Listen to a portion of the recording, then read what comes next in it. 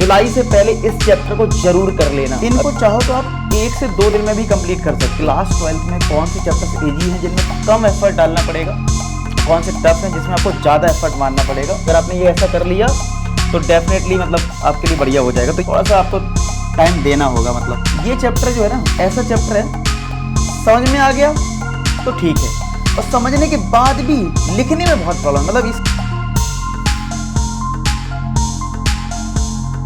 Hello students, कैसे हैं आप सब लोग। आई होप आप लोग अच्छे होंगे, अच्छे से पढ़ाई कर रहे होंगे। और इस वीडियो में हम बात करेंगे कि यार क्लास 12th में कौन से चैप्टर्स इजी हैं जिनमें कम एफर्ट डालना पड़ेगा, और कौन से टफ हैं जिसमें आपको ज़्यादा एफर्ट मारना पड़ेगा। इन सारी बातों पर डिस्कस करेंगे, ठीक है। तो चलिए वीडियो को स्टार्ट करते हैं और हम डिस्कस करने वाले हैं इजी चैप्टर्स कौन से हैं, टफ चैप्टर्स कौन से हैं, ठीक है। तो देखो, एक तो आपने शायद से पूरी बुक देख ली हो, तो टोटल 13 चैप्टर्स हैं। अगर आपने देखा हो तो टोटल 13 चैप्टर्स हैं और आपके पास 2 बुक हैं, ठीक है, बुक 1 और बुक 2। तो बुक 1 में आपने नोटिस किया होगा आपके पास 6 चैप्टर्स हैं और बुक 2 में 7 चैप्टर्स हैं। इसमें बात करें बुक 1 में तो 6 चैप्टर हैं और बुक 2 में अगर बात करें तो 7 चैप्टर हैं। टोटल मिला के 13 चैप्टर्स। तो हम इसी पे बात करने वाले हैं कि यार इसमें कौन से ईजी हैं, कौन से टफ हैं। तो सबसे पहले बात करते हैं ईजी चैप्टर्स की, ठीक है। तो ईजी चैप्टर्स में आप देख सकते हैं एक आपका मैट्रिसेस जो कि चैप्टर नंबर 3 है। फिर इसके बाद चैप्टर नंबर 4 भी आसान है, डिटर्मिनेंट्स। और ये दोनों ही चैप्टर जो है हमारी बुक 1 में है। ये दोनों चैप्टर हमारे बुक 1 के, मैट्रिसेस और डिटर्मिनेंट। इनको चाहो तो आप 1 से 2 दिन में भी कंप्लीट कर सकते हो। डिटर्मिनेंट में फिर भी थोड़ा ज़्यादा टाइम लगेगा। मैं मोटा मोटा बोल सकता हूँ 1 वीक में तो आप आराम से दोनों चैप्टर कवर कर सकते हो, इतने छोटे हैं, ठीक है। तो अगर आप, हो सकता है आपके स्कूल में यही चैप्टर से स्टार्ट किया होगा मैट्रिसेस में। मतलब मेरा जो एक्सपीरियंस है, काफ़ी स्कूल में तो फर्स्ट चैप्टर से ही स्टार्ट करते हैं, लेकिन बहुत से स्कूल ऐसे भी होते हैं जिनमें 3rd चैप्टर से स्टार्ट होता है और बच्चों को लगता है यार ये आसान है, कोई दिक्कत नहीं है, लेकिन धीरे धीरे चीज़ें पता लगती हैं।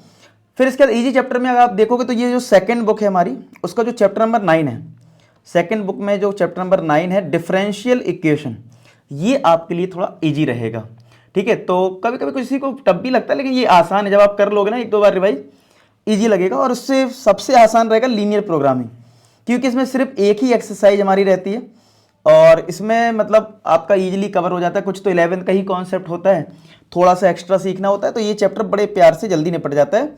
इसमें एक्सरसाइज भी ज़्यादा नहीं है। तो ये जो चैप्टर है, ये 4 चैप्टर्स ऐसे हैं जिनमें ये बहुत ज़्यादा ईजी हैं, जिनमें आपको ज़्यादा एफर्ट नहीं मारना पड़ेगा, ठीक है। तो ये सारी चीज़ें हैं ईजी चैप्टर से। अब टफ की बात कर लेते हैं।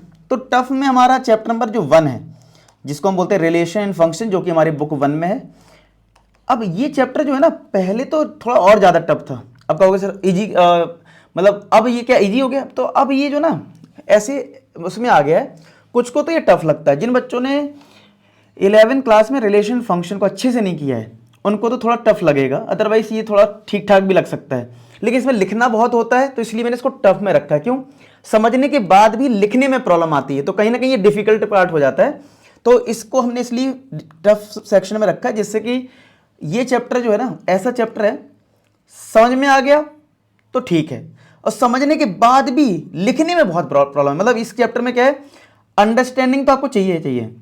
अंडरस्टैंडिंग के साथ साथ इसमें जो लिखने की बात है ना, वो भी बहुत इंपॉर्टेंट है, क्योंकि आपको जो स्टेटमेंट्स होते हैं वो सही से लिखने होते हैं, उसके नंबर होते हैं। तो इस चैप्टर में थोड़ा ध्यान देना। बाकी फिर चैप्टर नंबर 5 है कंटिन्यूटी एंड डिफरेंशिएबिलिटी। तो जो कंटिन्यूटी वाला पार्ट है वो बच्चों को परेशान करता है। डिफरेंशिएशन तो फिर भी इजी लगता है, क्योंकि आपने 11th में भी थोड़ा बहुत डिफरेंशिएशन कर रखा होता है, लेकिन कंटिन्यूटी वाला पार्ट परेशान कर सकता है अगर आपने लिमिट वाला पार्ट 11th में स्ट्रॉन्ग नहीं किया था। क्योंकि 11th की एनसीईआरटी अगर आपने सिर्फ पढ़ी है तो उतने से तो नहीं हो पाएगा, क्योंकि इसमें आपको थोड़ा एक्स्ट्रा सीखना पड़ेगा। इसके बाद एप्लीकेशन ऑफ डेरिवेटिव में भी मैक्सिमा मिनिमा वाला पार्ट बहुत इंपॉर्टेंट होता है। अब आप जब पढ़ोगे तभी पता लगेगा, लेकिन वो भी परेशान करेगा आपको, थोड़ा सा मतलब दिक्कतें आएंगी। और सबसे ज़्यादा, अगर मैं पूरी एक लिस्ट की बात करूं तो सबसे ज़्यादा जो टफ चैप्टर है वो आपका है इंटीग्रल्स। इंटीग्रल्स एक ऐसा चैप्टर है ना, कितने भी तुम प्रैक्टिस कर लो, अगर मैंने कुछ घुमाने वाला क्वेश्चन दे दिया तो आप नहीं कर पाओगे। मतलब इंटीग्रल्स अगर इन सब चैप्टर्स की बात करें, सबसे टफ चैप्टर है, लेंदी भी है, टाइम लगेगा सीखने में, और मैं कहूँगा फिर भी सीखने के बाद भी अगर कोई नया क्वेश्चन दे दिया तो आप फंस सकते हो। तो मतलब ये आपके लिए बहुत प्रैक्टिस वाला चैप्टर है, इसमें सबसे ज़्यादा आपको टाइम डेडिकेट करना होगा। मैं तो कहूँगा जुलाई से पहले इस चैप्टर को जरूर कर लेना। अगर आपने ये ऐसा कर लिया तो डेफिनेटली मतलब आपके लिए बढ़िया हो जाएगा। तो ये चीज़ ध्यान रखें, 7 चैप्टर पे आपको ध्यान देना होगा, जितनी जल्दी इसको कवर करोगे उतना बढ़िया रहेगा। फिर प्रोबेबिलिटी जो है वो आपको पता है परमुटेशन कॉम्बिनेशन पे बेस्ड होता है, तो इसमें भी थोड़ा सा प्रॉब्लम आ सकता है बच्चों को कुछ पर्टिकुलर क्वेश्चंस में। तो आपको प्रोबेबिलिटी को स्ट्रॉन्ग करना होगा, थोड़ी मेहनत लगानी पड़ेगी, ठीक है। तो ये बात कर ली हमने इजी चैप्टर्स की, टफ चैप्टर्स की। तो अब बात कर लेते हैं कुछ चैप्टर्स ऐसे भी हैं जो मॉडरेट हैं, एवरेज हैं, जिनमें आपको एवरेज टाइम देना होगा। जैसे कि second chapter inverse trigonometry.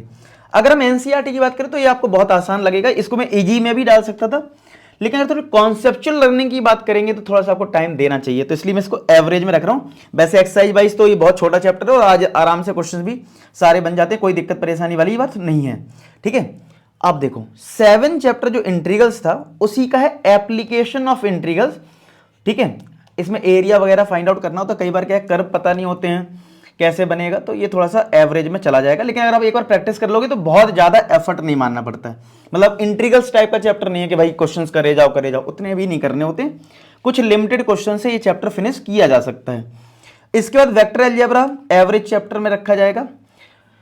3 dimensional geometry पहले टफ में रखा जाता था, लेकिन अब क्या है इसका सिलेबस डिलीटेड काफी हो गया है, मतलब जो पार्ट टफ था वो तो डिलीटेड हो गया है, तो इसको हम एक एवरेज में रख सकते हैं।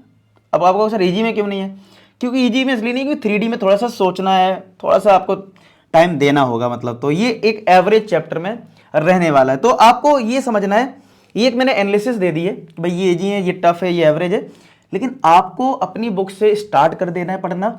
टारगेट करो कि जुलाई तक आपकी फर्स्ट बुक कंप्लीट हो जाए, ठीक है। तो ये अगर आप सारी चीजें ढंग से कर लेते हैं और बढ़िया से पढ़ाई करते हो तो डेफिनेटली, ठीक है। और मैंने आपको ये बता ही दिया इजी कौन सा टफ कौन सा, तो आप उसके अकॉर्डिंग थोड़ा प्लान कर सकते हो कि अच्छा एक इजी कर लिया, एक टफ कर लिया, ठीक है, एक एवरेज पकड़ लिया, मतलब इस तरीके से आप प्लानिंग अपने अकॉर्डिंग भी कर सकते हो। बाकी मैं हेल्प करूंगा आपकी सारी चीज़ें में 12th में पूरा, बहुत इस चैनल पे आपको पता है कि भाई 12th का सारा कंटेंट आपको मिलने वाला है, तो आप इस चैनल को सब्सक्राइब कर लो अगर आपने अभी तक नहीं किया है, क्योंकि 12th का ही इस चैनल पे कंटेंट रहेगा, तो आप कंफ्यूज नहीं रहोगे कि यार ये वीडियो किसके लिए। जो भी वीडियो आएगा वो क्लास 12th वाले बच्चों के लिए ही आएगा, तो चैनल को सब्सक्राइब कर लेना। बाकी वीडियो अच्छा लगा तो लाइक कर देना, अपना सपोर्ट दिखाना, ठीक है। और बाकी मिलते हैं, और फिर भी कोई डाउट अगर है ना तो कमेंट सेक्शन में जरूर लिख देना। तो मिलते हैं नेक्स्ट वीडियो में, तब तक अपना ख्याल रखो, पढ़ाई करते रहो। लास्ट में एक ही बात बोलूँगा कि आप सभी सफल हो। धन्यवाद।